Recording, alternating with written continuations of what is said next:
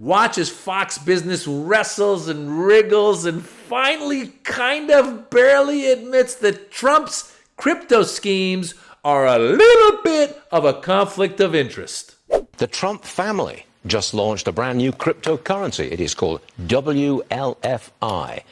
Lauren, how much has the Trump family itself accumulated of this? How much? Yeah, for World Liberty Financial and the Wall Street Journal says it's $5 billion. So this coin, WLFI, is currently the 33rd largest coin by market cap, about $6 billion worth, according to CoinGecko. The family holds about a quarter of the tokens out there. They can't sell them, but now that the token has launched on the public markets, we have a valuation for it. The Wall Street Journal says this token is the family's most valuable asset, exceeding their property portfolio. But they can't sell those tokens. They can't do it. No. Not yet. Not yet. Correct. Not yet. My goodness me. $5 billion? Eye-popping numbers. He is the crypto president, the first one ever. Yeah. A lot of crypto-friendly legislation, regulation. What it amounts to is it's crypto-friendly legislation coming from the President of the United States, who is in turn cashing in on the crypto phase. Personally, his family. Conflict of interest. They say no, but that's how it appears. That's true. The Trump family made $5 billion off of this crypto? It shouldn't be called WLFI. It should be called WTF. Is this legal? I don't think it is. Meanwhile, he's pretending to fix the economy while the economy is tanking. Just in, new data painting an increasingly worrisome picture for the U.S. jobs market. For the first time in years, job seekers are outnumbering job openings. CNN's Vanessa Yurkevich is following this story for us. What are you seeing here, Vanessa? Yeah, this is a JOLTS report that we get every single month, and it precedes oftentimes the jobs report that we'll get later in the week. But this JOLTS report essentially revealed that there are fewer jobs available than those that are looking for those jobs. So in the month of July, it reveals that there are 7.18 million jobs open, and there are 7.2 million people who are unemployed looking for a job, so a little less than one job per person. And what this really signals is that there is starting to be a softening in the labor market, which very much starts to back up what we saw in July's jobs report, which showed a weakening of hiring, just 73,000 jobs added in the month of July, which led to President Donald Trump firing the head of the Bureau of Labor Statistics, which puts out that monthly report. Yeah. For the first time in a long time, there's more people looking for work than there's work available. Maybe people should just start their own crypto. They'd have a better chance of making money that way. And Gavin Newsom is calling Trump out on it. Since 1989, the end of the Cold War, in the United States of America, there's been 52 million jobs created. There have been 3 Republican administrations, 3 Democratic administrations. So it's fair to say, how'd we do? Republican administrations, Democratic administrations. Since 1989, the end of the Cold War to the end of last year, 52 million jobs. And you'd say, well, it's maybe 50-50, maybe Republicans on the basis of your entrepreneur friends. Republicans probably did 60% of those jobs were created. Well, 50 of the 52 million were created under Democratic administrations. 1.9 million jobs created during Republican administrations. You look at the last 3 Republican presidents, they have one thing in common: recessions. There you have it. Democrats create jobs and Republicans create recessions. Now, let's see how Trump is doing in polling. Let's go to our favorite pollster, Harry Enton.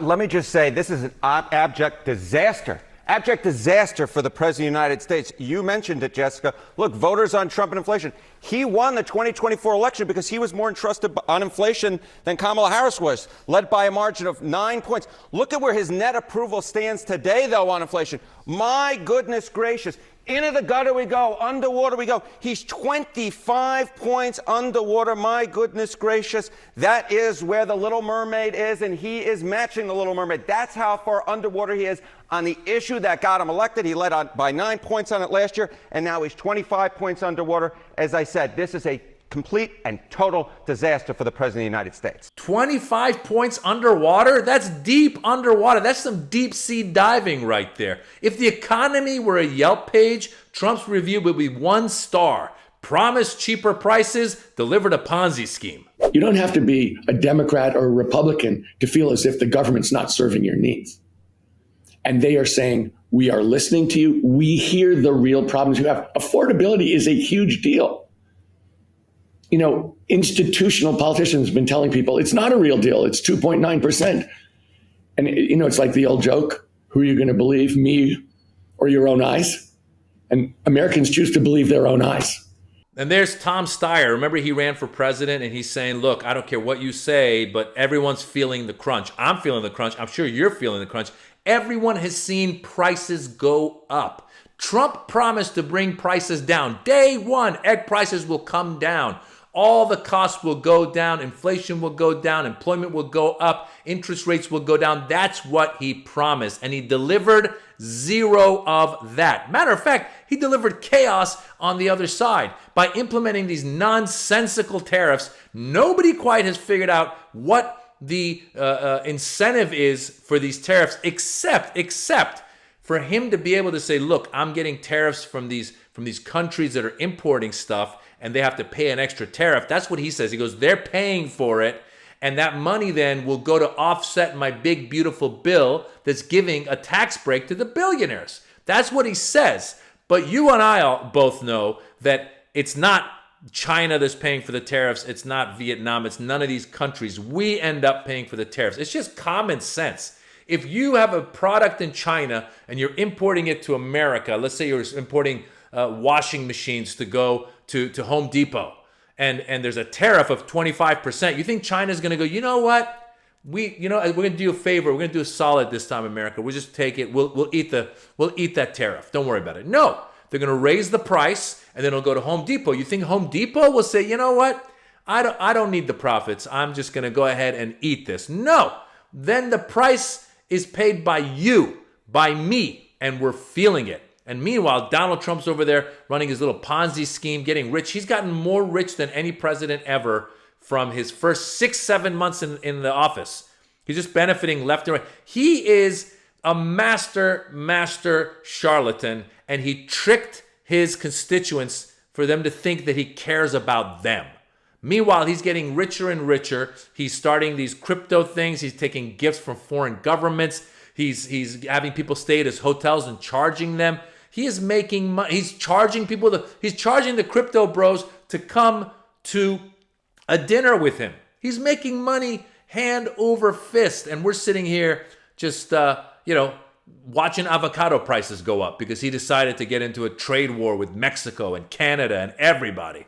And again, really the reason for all that was show. Just the same way his Doge thing was all for show. Remember when Elon Musk promised when he was on that stage, he goes, I'm going to cut $2 trillion from the budget, from our costs, and I'm going to bring down the deficit. Remember that? And he got into power and he started firing people left and right. And then he ended up maybe saving, a handful of billions of dollars. Didn't even get close to $1 trillion. And meanwhile, this, quote, big, beautiful bill that they've put in place is going to increase the debt exponentially. And once again, Donald Trump keeps saying, well, the tariffs are going to be, they're not going to. Why don't you pay for it, Donald Trump? If you're really that rich, why don't you pay for anything? Donald Trump famously, when he tried to overthrow the government on January 6th, when he tried to do a coup d'etat, he then went out and he started a defense fund. He asked for donations from his constituents so that he could get enough money to have enough lawyers to fight all of the cases that were coming his way. Meanwhile, he said he was a billionaire. That's what he said at that time. But he wanted you to pay. He wasn't going to pay. You don't think Donald Trump is cheap and doesn't pay? Ask the contractors that have worked for him that he doesn't pay. Talk to the people where he bankrupted the casinos and didn't pay. This guy bankrupted casinos. That's how bad of a businessman he is. He is not the art of the deal.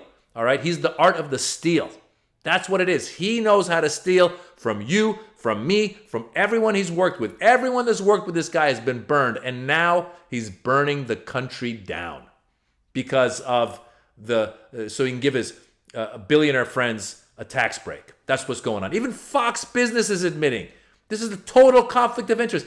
In what reality can the president have a business like this where obviously these people that are rich, that are crypto bros, there's no scruples. They're not going to sit there and tell Eric Trump and Donald Trump, hey, Donald Jr., hey, you know, we're going to do business with you because you are such good business people and we see the opportunity. No, they're doing business so that they can gain interest and gain access to the president. He has pardoned people who have paid him to pardon him. There's a crypto guy, actually. One of the guys who bought a bunch of their crypto was in trouble, legal trouble, and he's now out of it because Donald Trump has said, oh, well, if you're willing to buy my crypto, then no problem. We'll get you out of on any trouble you have. He pardoned everyone from January 6th. Those were people who actually attacked police. So you think he has any problem pardoning financial crime people? You think he has any problem helping out people that are rich, that want to give him money? No. This is the most corrupt presidency ever. And I found it funny that Fox News at the end of that clip, if you remember, they were like, well, kind of, it's not quite yet. We don't know. Yes, it's a conflict of interest. My eyes are seeing it. Like Tom Steyer said, my eyes are seeing. You are taking advantage of your position as president of the United States. And meanwhile, these are the same guys who kept saying, Hunter Biden, Burisma. Hunter Biden's taking advantage of his relationship with Joe Biden to get a contract with Burisma. These guys were just screaming and crying and screaming about the inappropriateness of that. And meanwhile, they've gone to town. They're getting richer and richer. Their supporters like Peter Thiel and Elon Musk and your the Mercer family, all these, they're just getting richer and richer. Who do you think is making money right now? The people that are building the prisons where Donald Trump is taking legal immigrants who were working here for years, who did not commit violent crimes, and he's arresting them, taking them out of. They just took people out of the Hyundai factory in Georgia. A bunch of people working at the Hyundai factory in Georgia were taken. Where do you got to put them? You put them into a holding facility. Where's the holding facility? Something built by these donors. That's what's going on. They're creating a whole military-industrial complex. They give a ton of money to ICE. ICE is now richer than most militaries in the world. They are creating crimes where crimes really didn't exist. Sure, they were here illegally, but they've been working here and contributing to our society for 10, 20 years. And let's fix the immigration system rather than creating a whole new category of criminals for which you'll have to create a whole new industry of holding facilities like that Alligator Island or whatever they called it down there in Florida, which is now being closed down because it was put up fast and it was contracts given to their friends. So, folks, we can't be so dumb that we can believe anything that Donald Trump says. Remember last month he fired the lady who gave the job reports because he said that he didn't believe the numbers? Well, what that does is that becomes so that we're all skeptical of future numbers, because is Donald Trump now going to control the numbers? You can't just say, I don't want to accept the numbers. The numbers are the numbers. And by the way, Donald Trump is upset that there's job losses. Meanwhile, he's the one who fired the people. He fired half of the workforce in D.C., and now he's deporting the other half of the people that are working. So what'd you expect? For the job numbers to go up? And he implemented these tariffs that have made it so that companies, small businesses, don't know what's coming because he keeps going back and forth. Trump always chickens out. So a lot of companies are holding back. They're not hiring. They're not expanding. They're not spending money because they don't know what's going to happen. They don't know what their costs are. We are in a very, very volatile economic situation. And I hope everybody that voted for him starts feeling it in their pockets and realizes this guy was a charlatan from day one, and he'll be a charlatan at the end of time. That's it. Number one charlatan. If Donald Trump is good at one thing, number one charlatan, Donald Trump. Guys, I'm a comedian, Maz Jobrani. I've got my own page right here on YouTube. Give it a follow, at Maz Jobrani. I post stand-up comedy. Let me know you found me from Rebel HQ. And good luck in the grocery store, okay? Just cook more at home. Grow your own food in the back. Start your own crypto. Whatever it takes, folks. Whatever it takes.